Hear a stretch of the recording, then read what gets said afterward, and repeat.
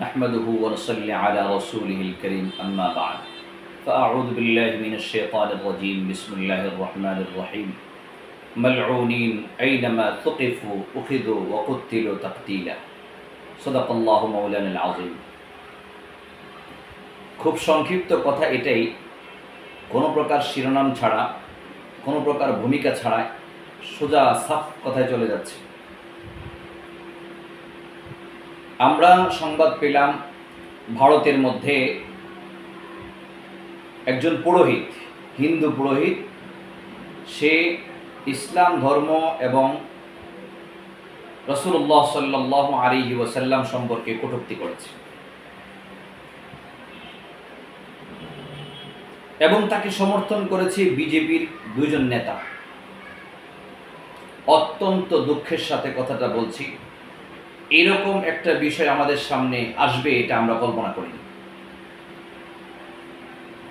করিনি। এজন্য বলেছি কারণ পৃথিবীতে অন্যান্য অপরাধ যাই হয়, সমস্ত অপরাধের বিভিন্নভাবে ক্ষমার ব্যবস্থাপনা আছে, কিন্তু যে ব্যক্তি রাসূলুল্লাহ সাল্লাল্লাহু আলাইহি ওয়াসাল্লামকে গালি দিবে, শাতেমে নবী হবে, তার ব্যাপারে ক্ষমার কোনো সুযোগ শরীয়তে নেই।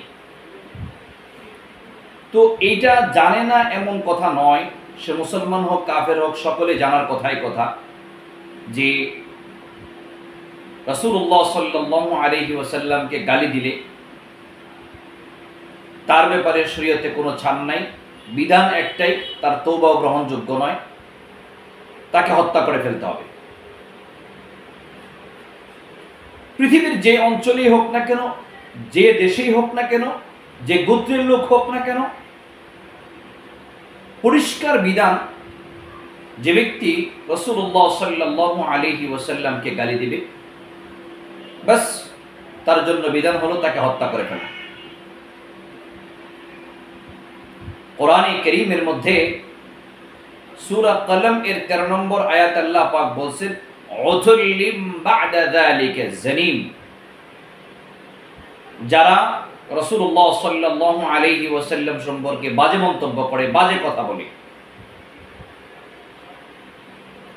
এদের সংক্ষিপ্ত পরিচয় হলো এদের কোনো পিতা নাই, এদের কোনো প্রকৃতপক্ষে বৈধ জন্মদাতা বাবা নাই, এরা পিতৃ পরিচয়হীন অবৈধ সন্তান, জারজ সন্তান। বিধান কি এদের ব্যাপারে?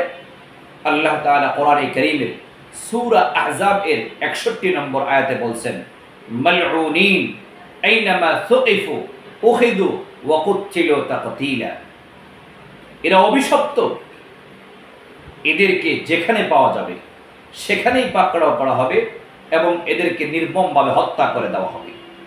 এদের কোনো তওবা গ্রহণযোগ্য নয়, শাতেমে নবীর কোনো তওবা গ্রহণযোগ্য নয়। সুতরাং সে হোক ইন্ডিয়ার, হোক অন্য দেশের, হোক আমার দেশের, যে দেশেরই হোক না কেন, হোক সে অমুসলিম কিংবা মুসলিম নাম ধারণকারী, যদি কেউ আল্লাহ রাসূল সাল্লাল্লাহু আলাইহি ওয়াসাল্লামের চরিত্র মাধুরীর উপরে কোনো প্রকার কালেমা লেপন করার চেষ্টা করে, নবীজিকে গালি দেয় কিংবা নবীজির পরিবারকে গালি দেয়, পরিষ্কার বিধান, এই ব্যক্তিকে দুনিয়াতে বাঁচিয়ে রাখার কোনো অধিকার নাই। এজন্য আমাদের পরিষ্কার কথা, যারা এভাবে নবীজি সাল্লাল্লাহু আলাইহি সাল্লামকে গালি দিয়েছে কিংবা গালিকে সমর্থন করেছে, পরিষ্কার কথা হলো যে তাদের বিরুদ্ধে ব্যবস্থা গ্রহণ করতে হবে। যদি আইনি ব্যবস্থাপনা ভারত গ্রহণ না করে, আমরা ছোট দেশ হতে পারি, আমরা সংখ্যায় কম হতে পারি, কিন্তু আমরা মুসলিম হিসাবে স্পষ্ট বার্তা দিতে চাই, অনর্থক আমাদের সাথে দাঙ্গা বাজানোর চেষ্টা করবেন না, মুসলমানদেরকে অনর্থক কষ্ট দেওয়ার চেষ্টা করবেন না। যদি আপনারা এমনটা করেন তাহলে মুসলমানরা বাধ্য হবে আপনাদের সাথে যুদ্ধে লিপ্ত হতে। আমরা ভয় পাই না, আমাদের পরিষ্কার কথা, আমরা জানি আমরা মারা গেলে শহীদ। সুতরাং আমরা আল্লাহর দ্বীনকে সমুন্নত করার জন্য সাইয়্যিদুল মুরসালিন নবী মুহাম্মদুর রাসূলুল্লাহ সাল্লাল্লাহু আলাইহি ওয়াসাল্লামকে সম্মানিত করার জন্য এবং তার সম্মানকে রক্ষা করার জন্য প্রয়োজনে জীবন দিতে আমরা প্রস্তুত আছি।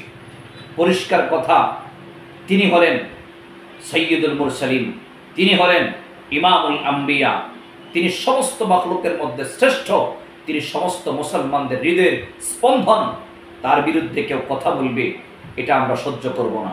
এজন্য আমরা ভারতকে স্পষ্ট বার্তা জানিয়ে দিতে চাই যে যারা রাসূলুল্লাহ সাল্লাল্লাহু আলাইহি ওয়াসাল্লামের বিরুদ্ধে কুচ্ছা রটনা করেছে, যারা ইসলামের বিরুদ্ধে বাজে মন্তব্য করেছে, অবশ্যই তাদেরকে যথাযোগ্য শাস্তির আওতায় আনতে হবে, অবশ্যই তাদেরকে যথাযোগ্য শাস্তির ব্যবস্থা করতে হবে। অন্যথায় মুসলমানরা চুপ থাকবে না, সারা বিশ্বের মুসলমানরা জাগ্রত হয়ে ভারতের বিরুদ্ধে ব্যবস্থা গ্রহণ করবে ইনশাআল্লাহ। আল্লাহ রাব্বুল আলামিন আমাদের প্রতিটা মুসলমানকে এই খাতেমে রাসূলদের বিরুদ্ধে মজবুত এবং ঐক্যবদ্ধ থাকা তৌফিক দান করো। প্রয়োজনে নিজের জীবন বিসর্জন দিয়ে হলেও আল্লাহ রাসূল সাল্লাল্লাহু আলাইহি ওয়াসাল্লামের সম্মানকে রক্ষা করব, এটাই আমাদের প্রতিজ্ঞা। আল্লাহ রাব্বুল আলামিন আমাদের সকলকে দ্বীনের জন্য, তার রাসূল সাল্লাল্লাহু আলাইহি ওয়াসাল্লামের সম্মান রক্ষার জন্য কবুল করুন। ওয়া আখিরু দাওয়ানা আলহামদুলিল্লাহি রাব্বিল আলামিন।